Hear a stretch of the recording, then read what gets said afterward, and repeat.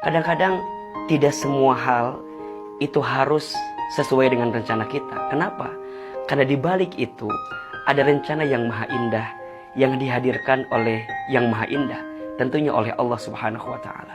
Kamu menginginkan sesuatu, iya, tapi Allah menginginkan sesuatu yang lain. Kamu punya rencana, iya, tapi Allah juga punya rencana. Dan kita harus percaya bahwa rencana Allah, keinginan Allah, itulah yang terbaik daripada apapun. Perhatikan surat Al-Baqarah ayat 216. Ini ayat yang selalu dijadikan guidance banget sih sama Ahilman. Kalau Ahilman punya keinginan tapi kemudian gak sesuai kenyataan gitu ya. Allah berfirman, A'udzubillahi minasyaitonirrajim. Wa asa an takrahu syai'an wa huwa khairul lakum. Wa asa an tuhibbu syai'an wa huwa syarrul lakum. Wallahu ya'lamu wa antum la ta'lamun. Perhatikan dengan iman. Dan boleh jadi kamu membenci sesuatu, padahal itu baik bagimu. Dan boleh jadi kamu menyukai sesuatu, padahal itu buruk bagimu. Allah Maha tahu, Allah lebih tahu, sedangkan kamu tidak tahu. Dari ayat ini kita harus punya sikap namanya husnuzon ya, dengan apapun yang datang dalam kehidupan kita. Termasuk dengan skenario ketentuan yang Allah hadirkan dalam kehidupan kita. Apalagi tentang urusan perasaan ya, tentang urusan jodoh gitu. Jodoh itu kan di tangan Allah Subhanahu wa taala gitu. Kadang sekuat apapun kita berusaha, sehebat apapun kita ikhtiar gitu ya, tapi kalau kemudian Allah memiliki rencana lain tentang jodoh kita, maka kita nggak bisa ngapa-ngapain gitu. Nah, maksudnya apa? Dalam proses menemukan jodoh terbaik, hadirkan Allah di dalamnya. Jodoh itu dicari dan dinanti. Dicari dengan cara yang terbaik, dinanti dengan penantian yang terbaik. Ketika engkau mendapatkan seseorang yang sesuai dengan maunya kita, alhamdulillah. Tapi ketika ternyata yang kita inginkan itu tidak berpihak terhadap kita, maka jangan pernah gelisah, jangan pernah galau dengan keadaan itu. Kenapa? Boleh jadi orang yang selama ini kita harapkan kemudian tidak berjodoh dengan kita, karena Allah tahu bahwa orang itu bukan yang terbaik untuk kita.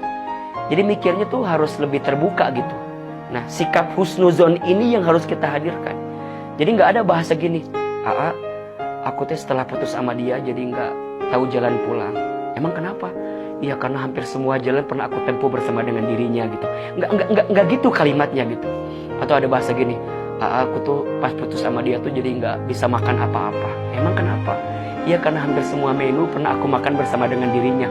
Kayaknya rapuh banget hidup ini kalau kayak begitu. Hidup kita tidak semengkhawatirkan apa yang kita pikirkan. So, sikap terbaiknya apa? Husnuzon. Dan husnuzon ini adalah landasan utama untuk naik kepada sikap yang selanjutnya. Apa? Ridho. Menerima dengan ketentuan Allah. Belajarlah untuk menerima dan ridho atas segala ketentuan yang Allah hadirkan. Jangan pernah membenci keadaan. Karena malam pun tidak pernah menghina takdirnya menjadi gelap. Jangan pernah menghina keadaan. Karena daun pun tidak pernah marah kepada angin yang membuat dia terjatuh dari ranting pohonnya. Belajarlah menerima. Malam itu dia gelap. Tapi saat dia menerima kegelapannya, Allah kemudian hadirkan bintang dan bulan yang bisa menerangi kegelapan tersebut. Sahabat cahaya yang dirahmati Allah, kadang-kadang kita itu hanya butuh waktu untuk lebih nerima saja dengan apa yang Allah hadirkan dalam kehidupan kita. Belajar ridho ketika menerima, belajar ikhlas ketika melepas. Segala sesuatu yang ditakdirkan untukmu pasti akan datang kepadamu. Dan segala sesuatu yang tak ditakdirkan untukmu tidak akan pernah menjadi milikmu. Maka ketika engkau punya harapan, tapi ternyata kenyataannya tak berpihak dengan apa yang kamu harapkan, ridho dulu, nerima dulu. Buka hati kita dulu, buka mata kita dulu, dan yakin di balik apapun yang terjadi selalu ada hikmah yang sedang Allah hadirkan dalam kehidupan kita. Nah, pertanyaan selanjutnya, Ahilman, bagaimana caranya agar kita bisa ridho? Caranya ingat 3 ayat ini saja. Yang pertama tadi tuh surat Al-Baqarah 216. Ingat, apapun yang Allah hadirkan untuk kita itu pasti yang terbaik. Ingat itu ya. Allah tuh gak mungkin ngasih yang gak baik untuk kita. Allah itu gak mungkin ngasih sesuatu yang gak pas untuk kita. Pasti Allah tuh lebih tahu mana skenario terbaik untuk kita. Makanya sering Ahilman sampaikan, ada 3 keyakinan di hati kita yang harus kita pastikan tentang keyakinan kita kepada Allah. Yang pertama, tidak ada satupun yang lebih sayang kepada kita kecuali Allah. Ingat ya, ketika Allah menghadirkan skenario hatimu patah, hatimu sakit, ingat, Allah mematahkan hatimu bukan untuk menghancurkanmu, tapi Allah mematahkan hatimu agar kamu bisa lebih kuat.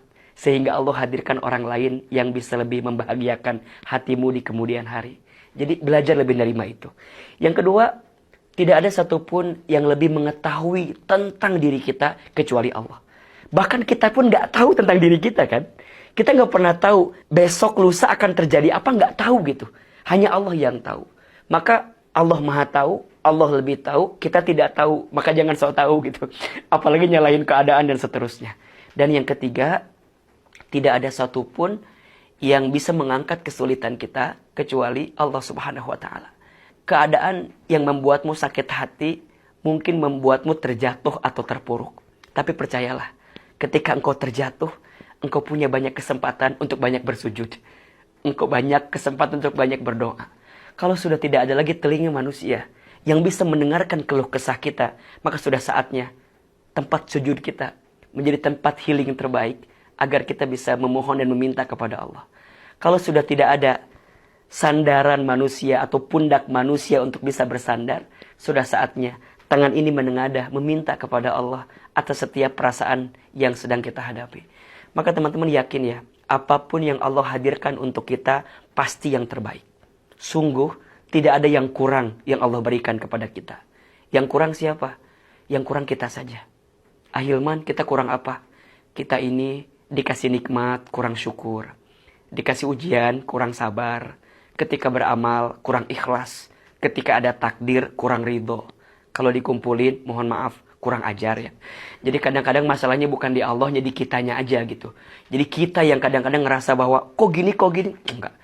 Pasti yang Allah hadirkan itu yang terbaik. Yang kedua, yakin Allah tidak mungkin memberikan beban kepada kita melebihi batas kemampuan kita. La yukallifullahu nafsan illa wus'aha. Ya. Allah memberikan beban kepada kita karena Allah tahu tubuh kita, hati kita kuat untuk menerima beban itu. Maka jangan pernah bilang gini, enaknya orang mah gak ada beban kayak saya gitu. Enaknya orang mah, jangan. Kenapa? Karena Allah menitipkan masalah sebesar apapun kepadamu. Karena Allah tahu hati dan pundakmu kuat untuk menghadapi itu semua. Dan yang ketiga harus yakin.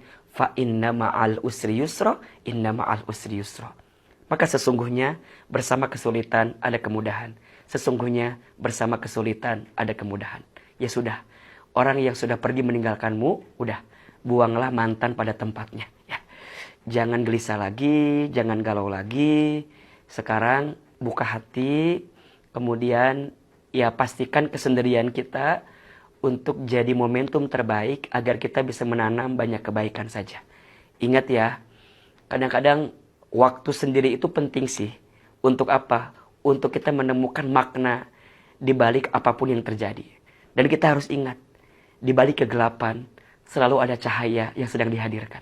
Maka boleh jadi ya orang ninggalin kita ya gak apa-apalah. Karena sebentar lagi ada orang lain yang akan dihadirkan oleh Allah untuk kita. Apa kuncinya? Ridho, menerima, ikhlas, melepas. Ini kuncinya. Ridho, nerima, ikhlas, melepas. Kenapa sampai sekarang kok belum datang juga penggantinya? Mungkin ada di hati masalahnya. Engkau belum ridho dan engkau belum ikhlas melepaskannya. Tapi kalau engkau sudah bisa nerima itu, percayalah akan banyak kebaikan yang sedang Allah hadirkan untuk kita. Nabi SAW bersabda, sesungguhnya pahala itu tergantung beratnya ujian. Wa innallaha idza ahabba qauman ibtalahum. Dan sungguh Allah apabila mencintai suatu kaum, Allah akan menguji kaum tersebut. Allah menguji hamba tersebut. Apa sikapnya? Faman radiya falahu ridha, wa man sakhita falahu sukhtu. Barang siapa yang ridho dengan ketentuan Allah, maka Allah ridho kepadanya. Dan barang siapa yang benci dengan ketentuan Allah, maka Allah juga benci kepadanya.